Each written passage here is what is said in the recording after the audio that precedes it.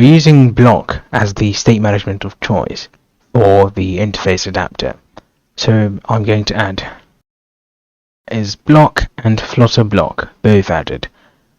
Moving on, we can head over to the auth and head over to presentation. Now over in the adapter, I'm going to create a new. Now you could either choose to use either the cubit or the bloc class, and for this particular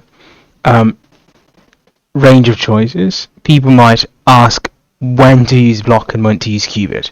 Now personally, I usually say, and every other person who I know in the field usually says, to use the cubit when you don't need to track the event. So if a user is going to log in and you actually want to know or track what event was triggered before the login, maybe if they forgot password before trying to log in and there's some sort of logic that totally depends on that, then I would advise you to use the bloc, so that way you have event as objects, and because these events are objects you can totally keep track of them.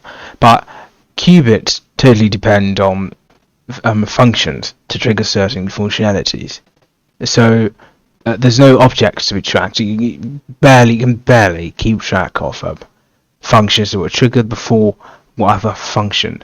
So the qubit system is not very well patterned for that. So I'm going to use a qubit, since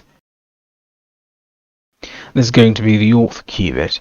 I'm using a qubit. I'm choosing a quotable because we're using a quotable. I'm using a qubit because we don't need to track state.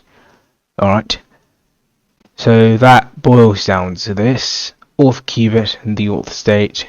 If you're already familiar with bloc, then there's no need to worry about this session. You probably already know what I'm going to do.